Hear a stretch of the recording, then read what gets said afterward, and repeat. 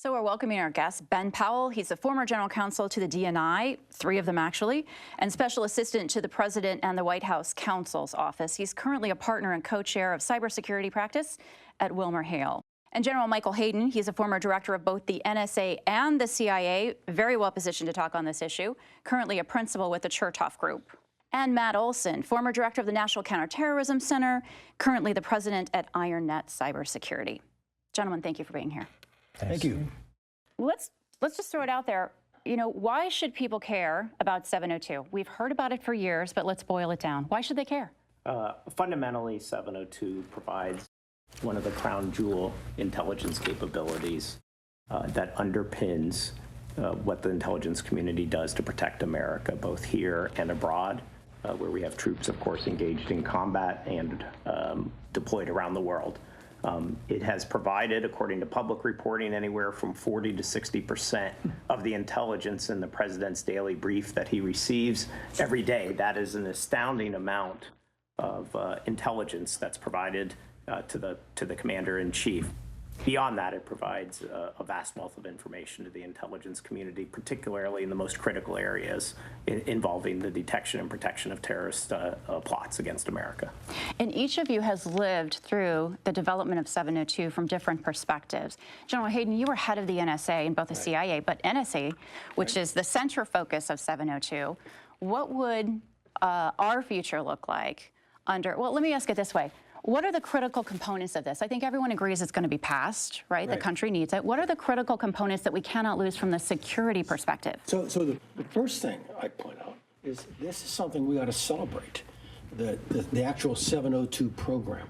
It's actually a triumph of the American political process, maturely dealing with the change in technology and a change in the nature of the threat to allow NSA to do for us what it had been doing previously under these new technological and threat circumstances. I mean, this is actually a success story, right? And as Ben pointed out, it's been operationally a tremendous success story, maybe even beyond our expectations.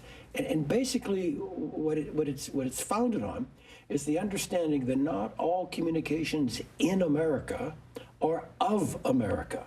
In fact, because of the way the world's wired now, a lot of communications in America are not of America. But they pass through America. But they pass through America, or sometimes are stored on the servers of American internet service providers.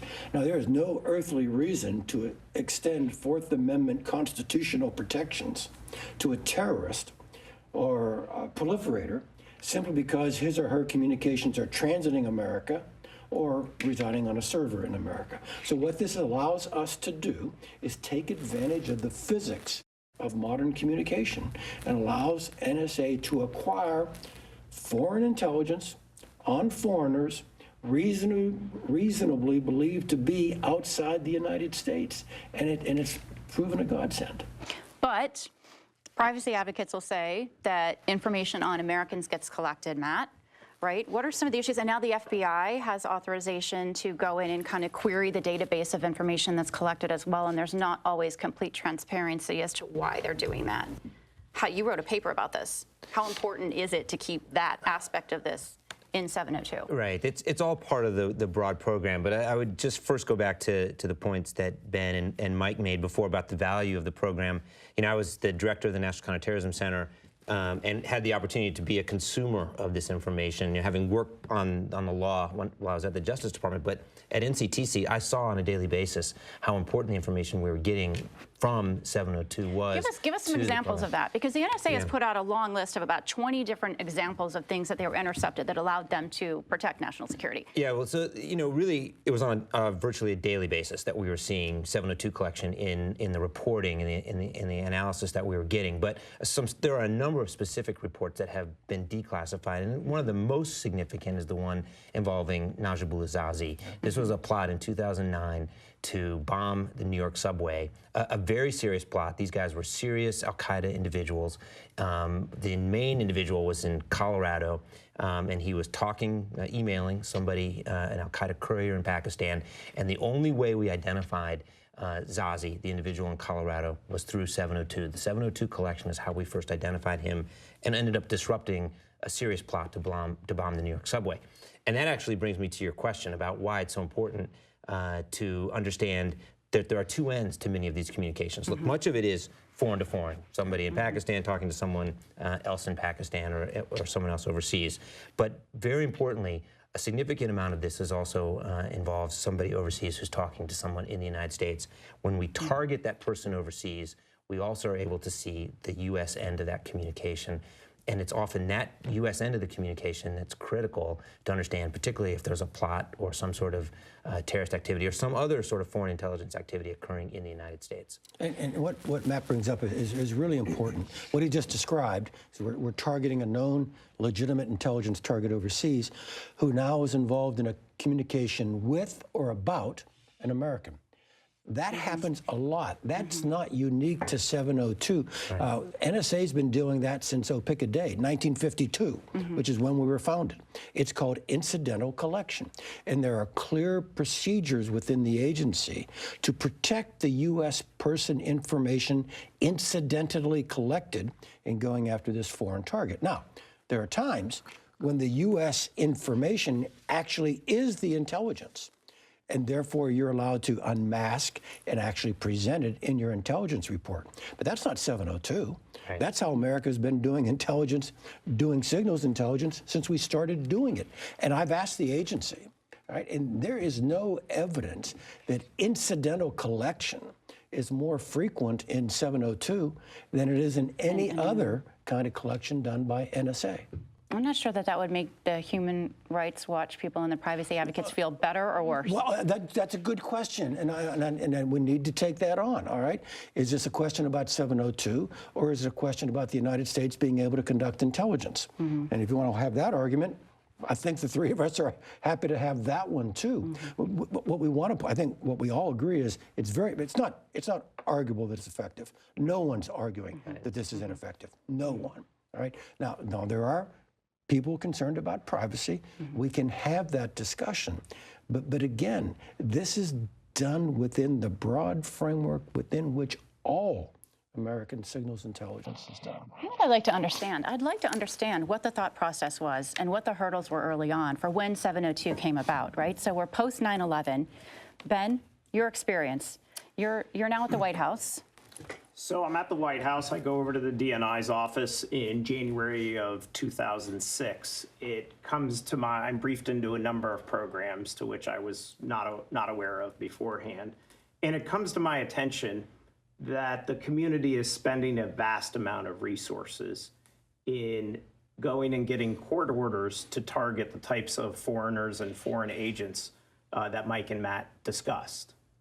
It also came to my attention that because we were going through what was essentially a court order process, that was the same process we would use to break into an American's house here, make the same kind of probable to target a foreigner. We were doing the same thing to target somebody in the Northwest Frontier province of Pakistan or somebody in Iran or North Korea. That didn't seem very logical to me. And when I talked to operators, there was also a vast amount of intelligence that seemed to be left on the cutting room floor because of this requirement that they would do this. So that was information that couldn't be collected and queried. Is that exactly? Yeah. Exactly. So there were targets and information that we were not getting. And it seemed very significant when we would go and get court orders on one of these foreign targets, and we'd see this intelligence. It raised a question in one's mind that said, it must be that we're losing a vast amount of intelligence. So that led me to ask a lot of questions about why we were doing this and kind of question the first principles of what we were doing. I encountered significant pushback, both in the community and in the White House, that touching FISA or having this debate was going to be very controversial. And why don't you just stick with the status quo? Don't upset the apple cart. Right. We have this process. We'll get these court orders. It works okay, Ben. Don't upset the apple cart. Fortunately, I was blessed with a leadership with General Hayden, with Mike McConnell, with others who had vast experience in the signals intelligence community and understood this problem and frankly had the courage to take it on, knowing it was going to be a very difficult fight, that there were going to be these unfair, unfounded charges about violating people's privacy, and that it was going to be a very controversial thing to do. But they thought it was so important to America to take this on. And so that was kind of the genesis of us pushing forward in 2006 on what turned out to be an almost 3-year effort to get the bill passed. Can I give you and the viewers maybe another way of thinking about Absolutely. this? We generally discuss this like this was an extraordinary leap forward, that this was incredibly new. Actually, you mentioned Mike McConnell, who's former head of NSA. I'm former head of NSA. This was actually re-normalizing American collection. Bear with me, all right? When the FISA Act was passed, there was a massive carve-out created in the law for us to collect these very communications, except those communications at that time came into the United States on a satellite bounce. And the law explicitly gave us the authority to put up these massive antenna farms in West Virginia and others in Yakima, Washington, looking up at the Atlantic and Pacific satellites to actually collect these kinds of communications. I mean, that was the intent of the law. And what had happened in the 20 or 30 years after that was we weren't communicating that way anymore. It was coming into the United States on a wire. And so in essence, what 702 did simply was to restore something that Congress wanted us to have when they started the original FISA debate. And people knew this. And when we looked at the archives, there were papers explaining this. This was not something that I discovered and that people didn't know about it. So people in government knew this. People in Congress knew this. There were documents at the Department of Justice that said, do not take this on. You don't know what will happen to FISA. We might lose everything. You don't know what will happen once you go into the political process. There were excellent papers at the NSA explaining this issue. The original carve-out. Right. So let's just talk about that, though. What was the warning for? The warning was don't introduce this to Congress or in any kind of public way where it might be open for debate. Was that the warning? Yes, it was that people are going to make the kinds of charges that they made, that this is all about domestic surveillance, that you were trying to invade Americans' privacy, that people would not understand or trust what you were doing. We came off a big debate around something called the terrorist surveillance program at that point in time, involving something different, but just a real concern that there would be all these charges of invasion of people's privacy and a reluctance to grant this authority to the community, even though it was exactly what General Hayden was saying, which is this was wholly consistent with the original act of 1978. With the intent of the original law. So but not everybody felt that way, right? 5 different versions of this in Congress. Yeah, but just to go back to something that Ben said before, which is 2006, the other thing that happened was we started the National Security Division at the Department of Justice in the fall of 2006 with Ken Weinstein at the lead and Brett Gary over our Law and Policy Office, and I was running at that time at the beginning of the National Security Division, our FISA operation. And I saw exactly what Ben described, which is fully half of the effort of the 100 or so attorneys in the National Security Division running intelligence operations, working on FISA applications. We're working on FISA applications for individuals overseas who weren't U.S. citizens, so who had no Fourth Amendment rights. Working on a FISA application. Break that down for us. Working on a FISA application, which is can be a many weeks, if not months-long process to develop an application for the FISA court to establish probable cause that the target of the surveillance is an agent of a foreign power. It's an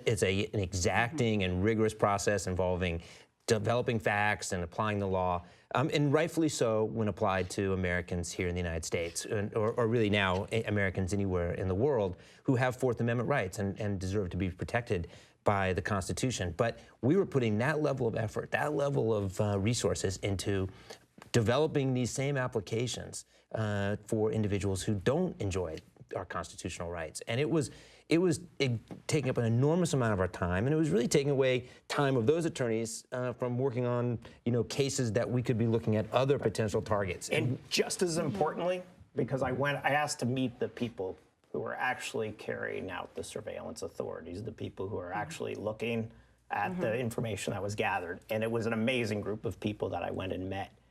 And these are people who have amazing language capabilities. And you've read about shortages of language capabilities in the community, and they're true, right? So you only have so many people who speak Pashto, who speak Urdu, who speak Farsi, who speak Korean, who speak all the appropriate dialects, who, if a message is in 3 different languages and 3 different dialects, can interpret that. So yes, you have the attorneys at the Department of Justice, as Matt outlined, but these are the people who really provide the raw information, and they would be sitting there answering endless questions for these applications, again, to target somebody overseas. And these are really rare resources. These are American crown jewels here in terms of linguists and people who understand these networks. And we're really taking them offline to work on these applications and taking an immense amount of their time. I went out, visited with the units and met them, and they were unbelievably amazing people with the kind of linguistic skills that we had, and we don't have many of them. So when they only have so many hours in the day, and if they're spending it with attorneys working on probable cause applications, whether or not you they're can not get looking what at you want or what you're looking for, right? Exactly. And oh, by the way, when the bad guy changes phones, Right. Start all over again. Right. Noted. So what do we need to make sure of as Congress is looking at 5 different versions of the best way forward for the U.S. and they're trying to determine how long of a time period we're going to have before it comes up for reauthorization again? What are the most important things in your mind about what cannot be lost from whatever bill is passed? General Hayne, let's start. yeah, I'll start. The basic foreign intelligence purpose of the program. All right, this was birthed as a foreign intelligence collection platform against foreigners outside the United States. And again, the fact that that's been effective, no one's arguing that fact. Everyone accepts that. So we need to preserve that. Now, there are what I would call peripheral questions about how much incidental collection. Can you actually identify how much incidental collection is when you collect information on Americans while you're targeting a foreign target? Correct. And then you've got a really important question that Matt has written extensively about is, once you've gathered this body of lawfully collected foreign intelligence, right, how much of freedom of action do you want to give American law enforcement to go into this body of foreign intelligence for domestic law enforcement reasons that actually do implicate American persons? So we're talking about kind of a TikTok when you're talking about law enforcement, right? Like a Jack Bauer type 24 scenario where you need that information quickly, yet the procedures are not as clear when it comes to the FBI querying those databases. Is that right? Well, the procedures are pretty clear now. So the FBI has the authority to query this data, which includes FISA data and 702 data, with some restrictions around training and approvals. But they are otherwise able to review that data, and they are able to do so using a U.S. person identifier. For example, my name, Matt Olson. They could put that name. If they have a reason to open up a case on me, they could search through that data. And the reason that's important is that in a developing terrorism investigation, for example, one of the first things the FBI is going to want to do, if they get a tip or a piece of information about an individual, again, say me, they would want to quickly query that database to see if I was in contact, for example, with somebody overseas who was otherwise under 702 Who have you been targeting. communicating with? Who have you been communicating with? What have you been saying to that person? Or have you been mentioned in someone else's communication? The about issue, right? Right. And that's been something that's been part of the program from the beginning, from 2008 when it was first passed. The controversy now centers on whether or not there should be a requirement for the FBI to go to a court, to the FISA court, and establish probable cause to just search the data. With the American identifier. With the American identifier. My perspective on that is that, one, that would be extremely onerous. It would mean that a lot of the information would remain off the books, basically impossible for the FBI to get to, because they wouldn't be able to establish probable cause at the early stage of an investigation. It also strikes me as somewhat perverse that this is information that's clearly available to the FBI if they happen to see it through looking at the targeted information. But if they just have an ability to look directly at it, to query for it, then they can't see it. So it seems somewhat perverse that they can look at it, they're allowed to look at it, it's lawfully available for them to look at, but they're not allowed to search in a targeted or tailored way for it. There are ways of splitting this, and there are good people. I've gotten, as we all have, phone calls from people on the Hill. What about this? Right. Could you guys live with that? And one approach is to take the FBI's query authority and perhaps divide it a bit, given the Bureau real freedom of action for counterterrorism and counterintelligence. Remember, this was collected for foreign intelligence purposes, but perhaps an additional step or two before they would use the database for fraud or tax law violations. So, okay, final thoughts. Can you think back to a story or an incident or an example? Right, because I still think that it's difficult for people to understand the concept of having a big government that has this power to execute on any level, and I'm breaking it down in very simplistic terms. But how do you send that message home? Nobody argues, as General Hayden and Matt have said, about the reauthorization, the need for it. But how do you break down what you believe are some of the key components that need to be kept in there by example? Yeah, so I think the fact, and this is where we're always hampered, and we said this at the time, that if we're successful in getting this bill, and if we're successful and there's thankfully not a serious attack in America, everyone will be sitting exactly at this table having this argument saying, why do we need this? We haven't seen a ball go up in flames. All of the things that were predicted after 9/11, and it's not because Al-Qaeda hasn't tried, and it's not because ISIS is not trying, and it's not because another 7 groups that Mike and Matt could name are not trying. So time and time again, we've used these collection authorities to protect America, and it has been critical. Matt and I briefed the incoming president at the time, President Obama, on kind of our worldwide intelligence capabilities, including how important this authority was. I think it was an eye-opening briefing for him. It is difficult. The agency has declassified a number of critical examples, and we've been very fortunate that we haven't had those kinds of attacks here. So we suffer from the success of these programs, but it is absolutely critical. I'd say that one misunderstanding in this debate, in terms of examples, is exactly what Matt laid out when we talk about, well, aren't you getting Americans from time to time?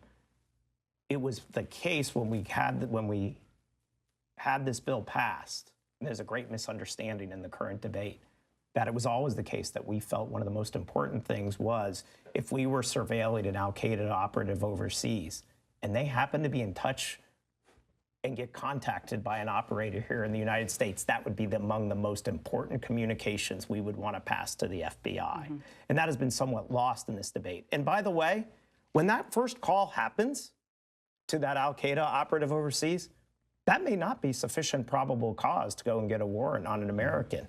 So the idea that you're going to go and all of a sudden have probable cause to find that communication and be able to pass it to the FBI is a great misunderstanding here. So it remains critical today that we continue to have this authority. You know, this can quickly get to the theater of the absurd, where you're on a legitimate target, say in Waziristan, and he picks up the phone and calls someone in London and says, brother, tomorrow at noon, and you immediately inform the British authorities.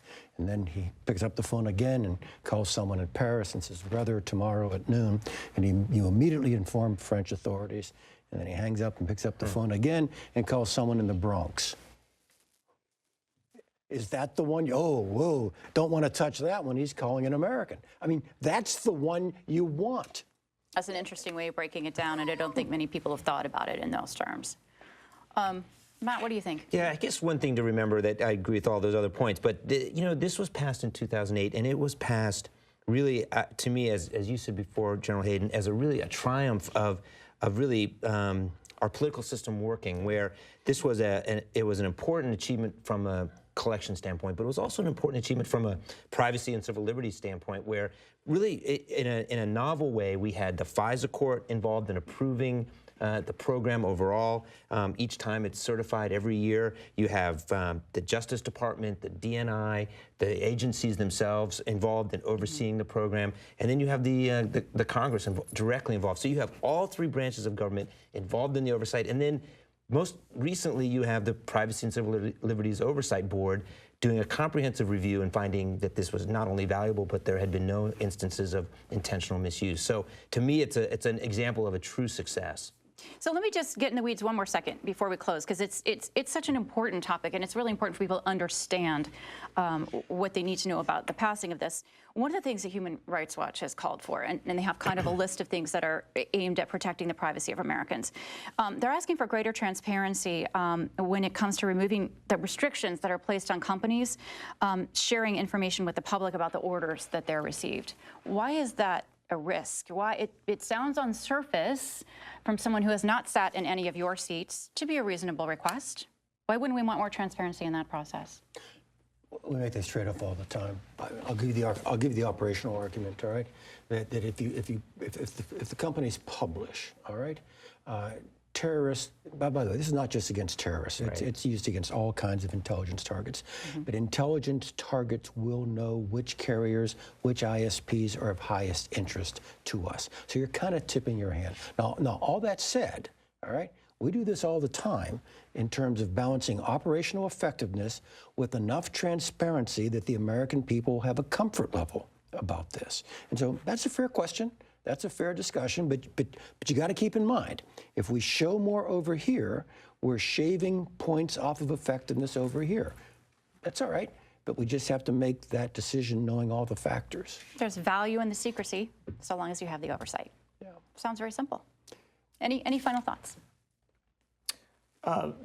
Advice to Congress. Advice to Congress. Act. Yeah, get it done. Get it done. You've got a few more and I think we days. got it perfect in 2008. Absolutely perfect. There's vast oversight that was built into this program. That was part of obtaining the bipartisan support for this program. This program has among the highest level of oversight of any intelligence community program, including programs that actually do involve domestic authorities at the FBI that involve literally throwing Americans in jail. They do not have the kinds of oversight with inspector generals, with reports to Congress on a regular basis, that even begins to approach what was built into 702 as an original part of this debate and 3-year discussion that we had from 2006 to 2008. So there is a great amount of assurances in the program, and for all of this discussion over what has now been almost 11 years of operation of the program, I have yet to see a single example of a misuse of the program in a political or other. It's so hard to believe. It is. Are you just not looking hard enough? No. Because we're human. No, it is. Oh no, there are technical errors. You set the dial at 1.1 rather than. But there's no intentional misuse, None. is what you're saying. That's right. For the kinds of abuses that we're concerned about in terms of misusing it for political or other Personal reasons. or, right. So there's compliance issues all the time in programs, and there's been reportedly compliance issues with 702 and some heavy criticism of the FISA court. Self-reported compliance issues. Exactly. But that's the only kind, right? Unless Congress investigates. I mean, correct me if I'm wrong. Like, It's not. they have to be self-reported. Look, yes, all right, and clearly you can't have a member or even a staffer out there at every workstation, all right? Right. So there. Part of the problem, Suzanne, is not 702, and it's not NSA. It's just the broad distrust of government. I think you nailed it. That's going on. I think you're right. All right, and that's why this seems like something so operationally effective, so carefully done. It seems like we're swimming upstream in order to prove its worth. All right, gentlemen, we've got a few more days left for Congress to act here and make a decision on how they're going to do, which version they're going to pass, and how long they're going to allow that authority before it needs to be voted on once again. So I want to thank you very much for joining us, Matt Olson, General Michael Hayden, and Ben Powell. Thank you. Thanks, Suzanne. Thank you.